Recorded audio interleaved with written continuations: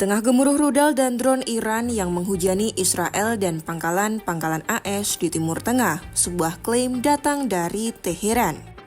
Korps Garda Revolusi Islam Iran mengumumkan debut operasional senjata paling mematikan mereka dalam operasi True Promise 4 yakni Fatah 2. Bukan sekadar rudal biasa, Fatah 2 disebut sebagai senjata hipersonik siluman yang mampu melesat menembus kecepatan suara hingga Mach 15. Kehadirannya pun memicu pertanyaan besar bagi Pentagon dan Tel Aviv, sahabat Washington. Apakah sistem pertahanan tercanggih milik AS masih mampu membendungnya? Simak selengkapnya dalam video berikut.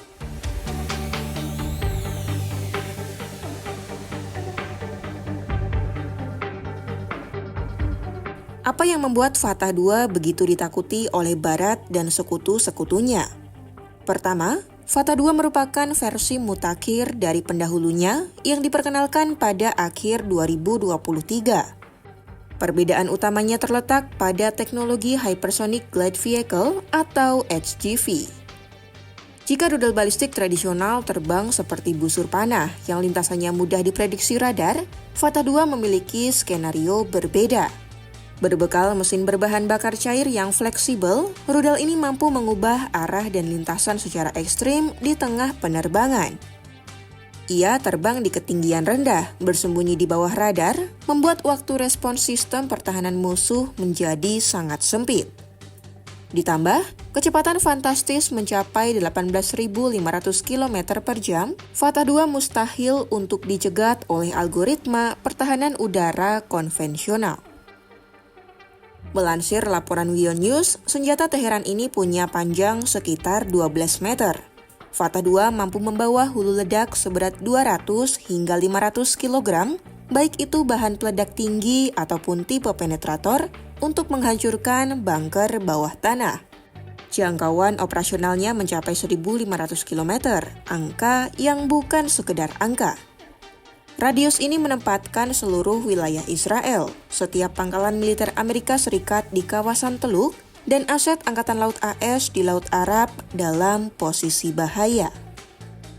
Apalagi platform peluncurnya bersifat mobile atau bergerak di darat, membuatnya sangat sulit dideteksi oleh satelit mata-mata sebelum peluncuran dilakukan.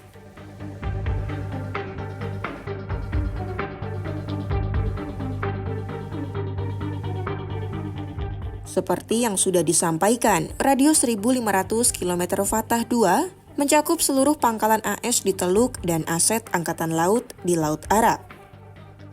Target utamanya tentu kapal induk seperti USS Abraham Lincoln.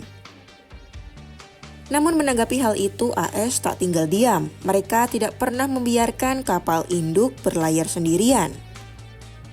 Kapal induk AS memiliki sistem Aegis dan rudal SM-6 yang selalu mengelilingi badan kapal.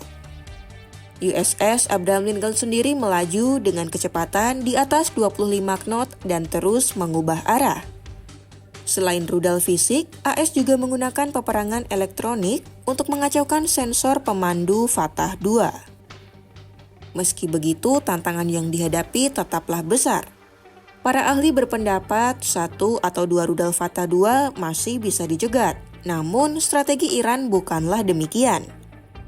Serangan Fatah 2 diprediksi akan dikombinasikan dengan ratusan drone untuk menciptakan saturasi, membuat pertahanan AS kewalahan sebelum rudal hipersonik ini menghantam target vital mereka.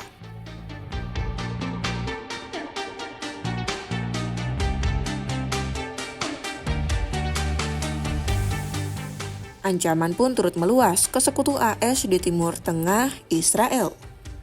Bagi Tel Aviv, Fatah 2 adalah mimpi buruk. Selama ini Israel membanggakan sistem pertahanan berlapisnya, Iron Dome untuk jarak pendek, David Sling untuk jarak menengah, dan Arrow untuk jarak jauh. Fatah 2 dirancang untuk mematahkan algoritma mereka. Dengan kecepatan Mach 15 dan kemampuan manuvernya, memaksa sistem interseptor Israel bekerja melampaui batas prediksi komputer mereka.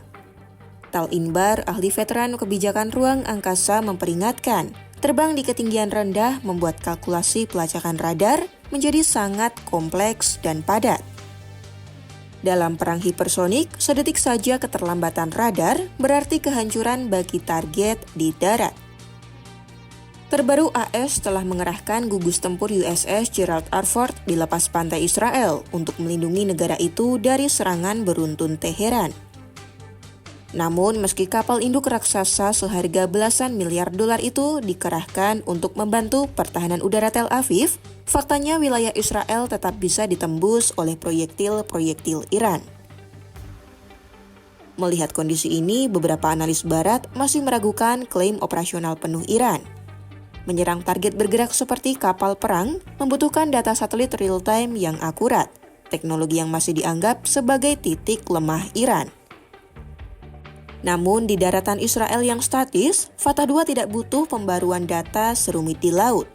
Jika Fatah 2 benar-benar seakurat yang diklaim, maka pusat-pusat komando di Tel Aviv kini berada dalam jangkauan senjata yang tak bisa dihentikan. Kehadiran Fatah 2 telah mengubah jalannya permainan. Senjata itu jadi simbol Teheran punya taji untuk menantang dominasi militer AS dan Israel secara langsung. Apakah Fatah 2 akan memainkan perannya yang vital untuk meleburkan musuh-musuh Teheran? Pantau perkembangan konflik Iran-AS di Timur Tengah hanya di YouTube Kompas.com.